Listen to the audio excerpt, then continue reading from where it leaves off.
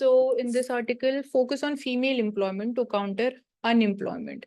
So एक aspect तो होता है कि डायरेक्टली जब हम लेबर फोर्स पार्टिसिपेशन रेट को इंक्रीज करने की बात कर रहे हैं तो currently that is close to 32%. It has been increasing, but how can we ensure कि वो 50% तक हम उसको ले जा सके. So world average is 53.4% and 12% rise in rural India during 2018 to 2022 period.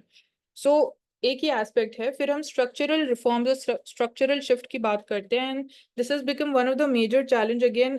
2020 से पहले we were seeing the reforms being actual ground level पे चेंजेस देखे जा रहे थे जब हम बात करते हैं कि how we can ensure the movement of the labor force from agriculture to industries or services. But after COVID-19, we saw reverse migration. So again, the share of workers in agriculture has increased. So this can be the second area, how we can ensure this transition towards the industries and manufacturing sector where we have larger potential of growth. Then urban areas specific agar hum baat karte hain, to in that case we have the concerns related to the safety of the women. Then we have challenges like unequal pay is there. Third challenge we can talk about the glass ceiling कि आप एक level तक ही seniority तक ही women can easily reach and then they face the challenges. And in leadership position में again women their role is questioned. Then we can talk about MSME sector में women can play an important role. SHGs में we are seeing कि women led या specifically women SHGs are there. So how that role can increase and formalization of MSMEs. So availability of credit जो है, that is one of the challenges that MSMEs face on a larger scale. And बाकी areas अगर हम देखें इसमें market access. तो market access की importance तो we are seeing कि women इसमें बात हो रहा है कि वहाँ से मार्केट एक्सेस में कि जो जनरली कोई भी सब्सिडी दिया जाता है with respect to canal irrigation water subsidy, उसके बाद फिर ट्रैक्टर भी चाहिए तो दे यूज द हस्बैंड, मतलब हस्बैंड पर डिपेंडेंट है इसमें भी कि आपको प्लॉइंग करना है या फिर आपको ट्रैक्टर यूज करना है. तो अगर agriculture input she could lend money to her husband to buy agriculture input, तो अगर बात हो रहा है कि अगर उनके नाम पे होगा तो हो सकता है they will get more independent और फाइनेंशियल इंडिपेंडेंट, तो वो काम कर सकते हैं इसमें rather being dependent on the husband. better work environment. So Lakpati Didi's program aiming to raising SHG women annual income to rupees 1 lakh and above. Then agriculture में we talked about drone didis, तो training there. अब ये graph जो ये important है हमारे लिए, labor force participation rate in India. So this is from 2018. It indicates new opportunities for employment generation. So firstly, urban areas and urban female and rural female. So there is this comparison. So rural female का जो participation rate है compared to urban female, that is higher. And इसमें हम बात करते हैं जो rural areas हैं like feminization of agriculture. So there we are seeing the more share of women. And in urban areas, urban male and rural male. So it is we are seeing urban male, वहाँ पे भी rural male का share ही ज़्यादा है. तो in that case we'll talk about the migrants. Urban areas में अगर हम बात कर रहे हैं. So that's how it has been changing from 2000 till 2022, the past 20 years. So इसना कोई major shift या major change हमें देखने को नहीं मिल रहा although. तो रूरल फीमेल का पार्टिसिपेशन वी कैन से कि पहले it was above 40%. So gradually we saw the decline. तो इस टाइम पे ये सिग्निफाई कर रहा है जो स्ट्रक्चरल शिफ्ट की हम बात कर रहे थे कि अगर रूरल फीमेल का पार्टिसिपेशन रूरल एरियाज में कम हो रहा है तो या इट मीन्स कि एग्रीकल्चर सेक्टर में उनका पार्टिसिपेशन कम हो रहा है and they might be shifting to industries या मैन्युफैक्चरिंग सेक्टर या even services sector. But then it gradually increased. ये देख सकते हो 2020 आफ्टर कोविड-19 their share has increased.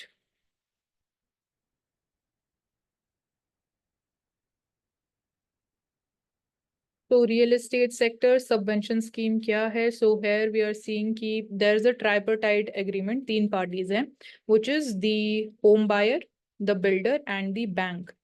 So they enter into this agreement and buyer has to pay 10% of the money upfront, 80% जो है that is paid by the bank. तो home loan की बात हो रही है, 80% of the amount पे home loan हो जाता है. And so it can continue with the construction work. So financial availability of the funds to the real estate developer वो भी इंश्योर हो जाती है.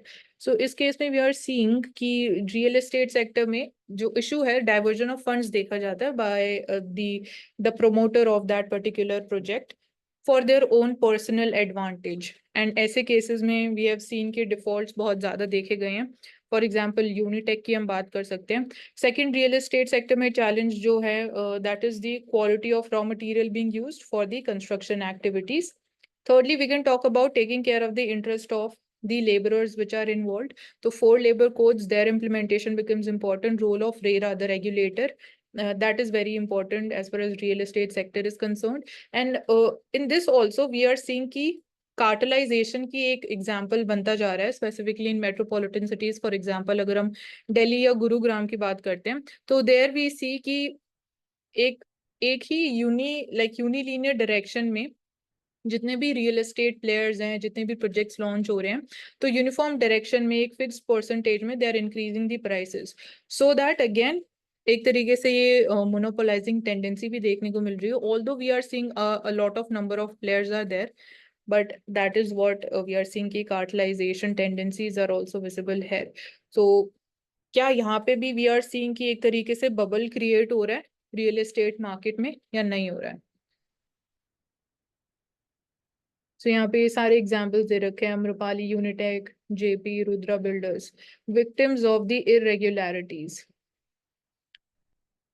So these are the forms of scams which are happening in the broad daylight in the name of the buyers. So ये particular scheme में कोई scam हो रहा है उसकी बात की जा रही है यहाँ पे. सो सुप्रीम कोर्ट भी गया फिर जो डिफरेंट टाइप्स ऑफ फ्रॉड्स बाद में विटनेस हुए, तो हेयर वी आर सीइंग कि स्टे ऑर्डर भी दिए गए हैं कुछ प्रोजेक्ट्स के ऊपर. एंड कुछ प्रोजेक्ट्स में ऐसा भी देखा गया है कि the money has been also been returned. And again यहाँ पे IBC it has also been scene.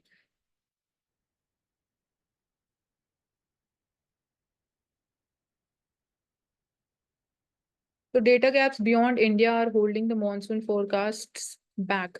सो जब हम मॉनसून फोरकास्ट की बात करते हैं या आईएमडी जो हमें डेटा प्रोवाइड करता है रिगार्डिंग द फोरकास्टिंग, तो that is only India specific. So यहाँ पे भी अगर वील सी ग्लोबल इंटीग्रेशन कि how the pattern has been changing या how the forecast of suppose the neighborhood countries of India और even in the Indo Pacific region, क्या उस forecast को हम इंडिया के फोरकास्ट से रिलेट कर सकते हैं, so that again to increase the quality of forecasting and we can better plan the current things and the upcoming things.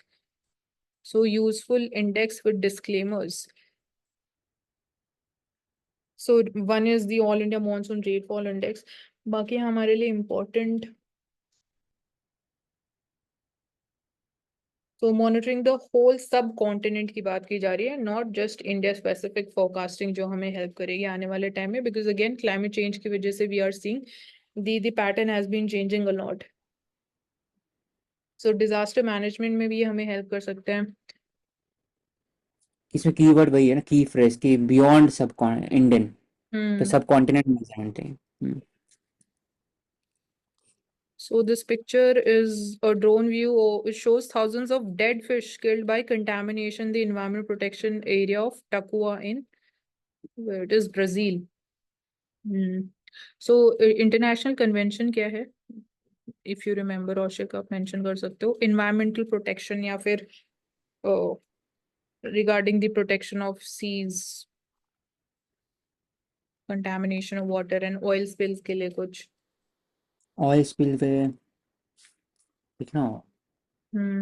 Dyson Sphere, an energy devourer. So what is this?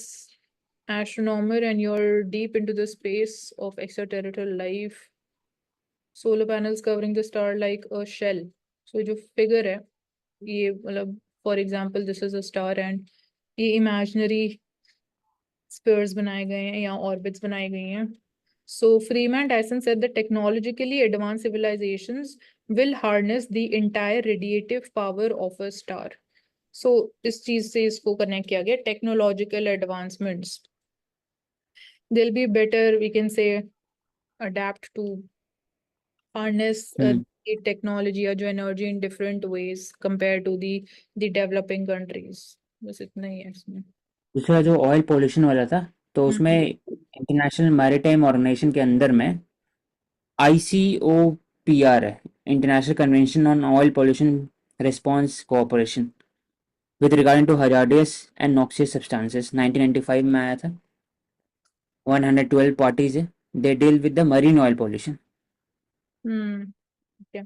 तो IMO के अंदर में।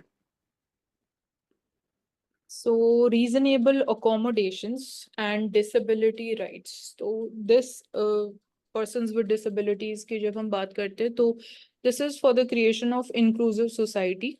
And we are having one convention also, Convention the Rights of Persons with Disabilities, which has been ratified by India. So financial standpoint की एक बात हो रही है कि institutions that are still reluctant to bear these additional costs for the implementation of the anti-discrimination laws. And तो firstly तो infrastructure availability वहाँ पे उस एरिया में we need to see more investments both public and private sector के part पे. Then uniform legal standards that needs to be adhered to, ensuring ki if suppose we are seeing persons with disabilities, they're having certain complaints, yeah, they want to, they're having some concerns, so what is the proper mechanism through which they can file their complaints. तो वो होना चाहिए कोई, there can be one toll free number also, and there should be a proper website also, and a model that can be implemented. So यहाँ पे बात हो रही है sensitizing the institutions about the fact कि again कि यहाँ पे हम जैसे बात भी कर सकते हैं regarding the provisions of different laws जो awareness के through spread किए जा सकते हैं. Then कुछ incentives जो law बात कर रहे हैं कि tax credit आपको provide किए जाएंगे if you are investing into certain type of infrastructure, which would be again we can say furthering the inclusion of the persons with disability. Sharing of cost की जा सकती है, यहाँ पे भी वी कैन सी की पब्लिक प्राइवेट पार्टनरशिप्स भी की जा सकती हैं लार्जर स्केल के ऊपर. There should be again a creation of a national fund also for the persons with disabilities. And one case is there, Indian Banks Association, Bombay versus this case. So this is here we see that PWD rules 2017 supplements the provision by mandating that corpus should be used to implement the objectives of this particular act. Again, तो ये fund को इससे बात कर रहे हैं relate करने की, तो national fund still it remains underutilized. So adequate availability of funds होना चाहिए. अगेन CSR एक्टिविटीज को या जो CSR फंड्स हैं they also it can be connected here. So welfare approach needs to be ensured. So यहाँ American की बात की जा रही है. अमेरिकन विद डिसेबिलिटीज एक्ट जो है, the national funds governing body can also require them to state in their request. ठीक है, तो हमारे लिए यही है incentive and cost sharing models. We can come up with such types of models. We need to reduce the reluctancy on the parts of the private players, private institutions. Then there's a need to create a national fund for PWDs. And even ये तो हो गया ठीक है, but हम societal level पे भी बात कर सकते हैं कि द एटीट्यूडनल और द बिहेवियरल शिफ्ट और the change that also needs to be there in order to totally accept such type of people, because again they have to go through various different types of comments by the people. and यहाँ पे एक positive example हो सकता है para Olympics का, कि in sports how we are seeing कि they are doing really well.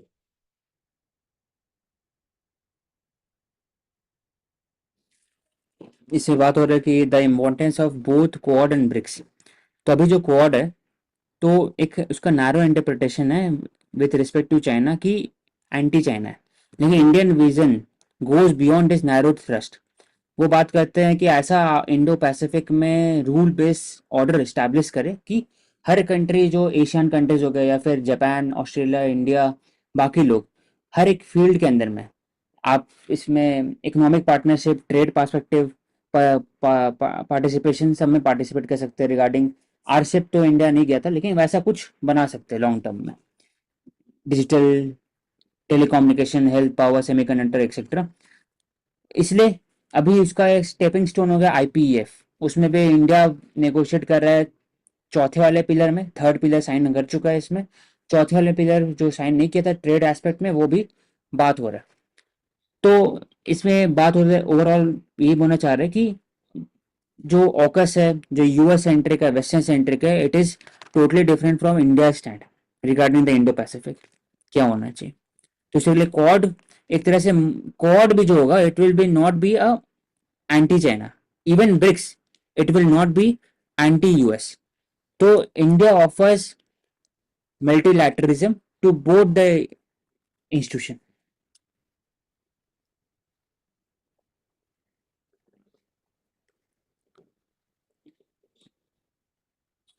So here we're talking about the vaccination drive and how that can be better enhanced, how key efficacy through this digital platform, UWIN platform, government's new online vaccination portal can be better targeted and data driven approach को हम आगे लेके चल सकते हैं. So here for example the Abha, which is the Ayushman Bharat health account ID. So digital integration of data at one place, at one platform will better help in understanding how firstly the pattern has been changing and what measures would be needed. So even जो है, even portal it tracks all the vaccine vials from large central stores. So availability of data की कितनी quantity of vaccines भी available हैं and what is the what like how many numbers we need to actually vaccinate the children and the people. तो immunisation में कैसे help करेगा, reminders होंगे, digital platform है तो it will ensure the portability also, whether like first vaccine का data जैसे हमने कोविन प्लेटफॉर्म में देखा था कि फर्स्ट वैक्सीन अगर आपने ले ली एडमिनिस्टर हो गई है तो आपको एक तरीके से एक kind of a digital certificate या एक पेज पे वो डेटा रिफ्लेक्ट हो रहा था. तो it will help in better tracking also. तो कोई डेटा या मिस इन्फॉर्मेशन या रूमर्स भी स्प्रेड नहीं किए जा सकते, बेटर अवेयरनेस भी क्रिएट की जा सकती है through these digital platforms also. तो वैक्सीन हेजिटेंसी को हम काउंटर कर सकते हैं. तो granular individualise details of childhood immunisation ये कीवर्ड है. बिल्कुल माइनर और माइक्रो डेटा हमें अवेलेबल किया जाएगा. तो अभी लाइक जो एग्रीगेट नंबर्स हमें स्टिल अभी एक्सेसिबल हैं, तो जो माइक्रो लेवल पे एनालिसिस है वो हम हेल्प कर सकते हैं. It will help in reducing the errors also and हाँ. यही बेनिफिट्स हैं. Next, rogue wave waves.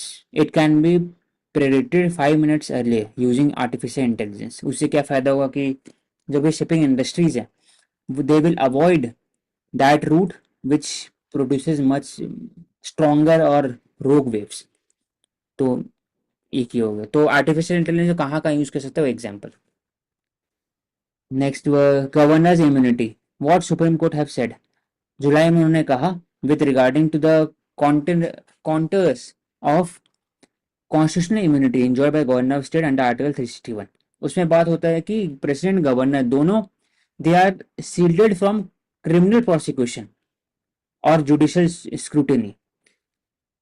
तो इसमें in performance of his power and duty when they are in power when they are in the post, उसमें आप उसके खिलाफ में एफआईआर कर सकते हैं लेकिन उनका इंक्वायरी नहीं हो सकता. ये आर्टिकल 361 361 के अंदर में. तो पहले इसका इवोल्यूशन कैसे हुआ, ठीक है. अब इंटरप्रिटेशन क्या है. The court has delayed trial against the Rajasthan governor Kalyan Singh who was one of the accused in the case. तो इसका मतलब उसके बाद में कर सकते हैं उनके खिलाफ एफआईआर या फिर चार्जशीट फाइल कर सकते हैं. तो तो मध्य प्रदेश ने कहा है कि guarantees absolute protection from any malicious campaign publicity against the head of state. 2015 में व्यापम स्कैम में भी वन ऑफ द अक्यूज थे governor of Madhya Pradesh Ram Naresh Yadav. HC allowed the FIR against the accused. तो औशिक यहाँ पे क्या ऐसे हम बोल सकते हैं कि जो क्रिमिनल केसेस हैं उसमें इम्यूनिटी नहीं होती, immunity is only there in case of civil cases, ऐसा कुछ कॉन्स्टिट्यूशन में मेंशन्ड है? क्रिमिनल केसेस में इम्यूनिटी नहीं होती है लेकिन ओवरऑल आप प्रोसिक्यूशन नहीं कर सकते व्हेन ही और शी इज इन पोस्ट जो ऑफ प्रेसिडेंट या फिर गवर्नर.